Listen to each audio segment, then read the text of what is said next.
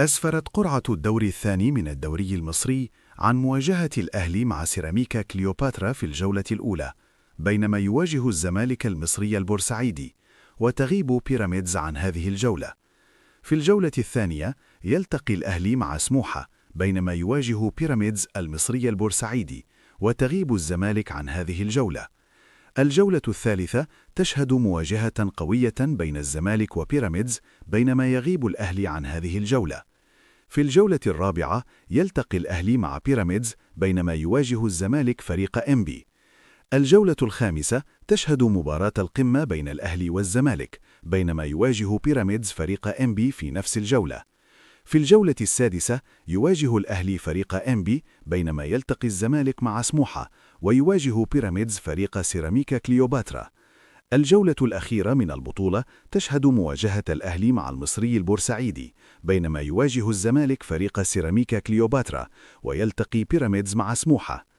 حددت القرعة يوم 27 أبريل موعداً لمباراة الأهلي وبيراميدز في الدوري، بينما تقام مباراة القمة بين الأهلي والزمالك يوم 1 مايو.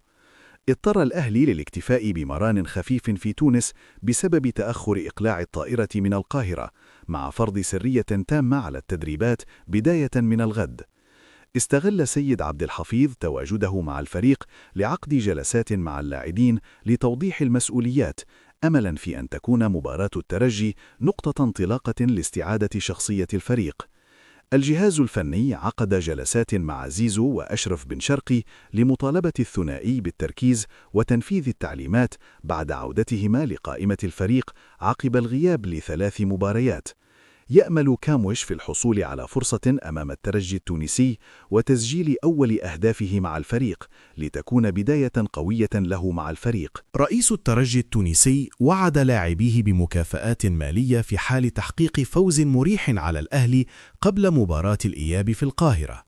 حذر المدرب ياستروب اللاعب محمد هاني من استمرار تراجع مستواه، مطالبا إياه بالارتداد الدفاعي السريع. يخضع محمد علي بن رمضان لجلسات نفسية في تونس قبل مواجهة ناديه السابق الترجي، تحضيرا للهجوم الجماهيري المتوقع ضده. الحكم التونسي السابق مختار دبوس أكد أن الحديث في مصر عن القلق من الحكم السنغالي عيسى سي محاولة للضغط عليه قبل المباراة، مشيرا إلى أن تقنية الفيديو ستضمن العدالة رغم اعترافه بوجود أخطاء سابقة للحكم. يراقب الأهلي عددا من لاعبي إنبي مثل أقطاي وحامد عبد الله وزياد كمال لدراسة إمكانية التعاقد مع أحدهم مستقبلا. يدرس الأهلي إجراء تغييرات كبيرة في قطاع الناشئين عبر تقليص عدد الفرق إلى 3 فقط للتركيز على تطويرها لتكون نواة الفريق الأول. رفض معتمد جمال تحميل محمد إبراهيم ومحمد السيد وحسام عبد المجيد مسؤولية خسارة الزمالك أمام إنبي، مطالبا اللاعبين بالتركيز في المباراة القارية المقبلة. نفى الأهلي وجود أي نية لإعادة المدرب مارسيل كولر لتدريب الفريق، مؤكدا أن هذه الشائعات غير مناسبة قبل مباراة مهمة أمام الترجي.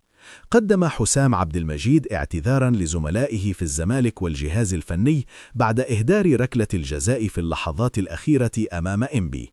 هاجم رضا عبد العال المدرب معتمد جمال وحمله مسؤولية الخسارة بسبب قراراته الفنية، خصوصا الإبقاء على عبد الله السعيد طوال المباراة. حذر ميدو جماهير الزمالك من التجاوزات اللفظية في المدرجات بعد الهجوم على كهربا وأقطاي ولاعبي إنبي حتى لا يتعرض النادي لعقوبات. أكد أحمد الشناوي ومدرب بيراميدز يوريتشيتش أن الفريق سيخوض مباراة الجيش الملكي بشخصية البطل ويطمح للعودة بنتيجة إيجابية. حذرت إدارة سان داونز لاعبيها من الاستهتار أمام الملعب المالي بعد المفاجآت التي قدمها الفريق المالي في دور المجموعات وتصدره مجموعة الترجي.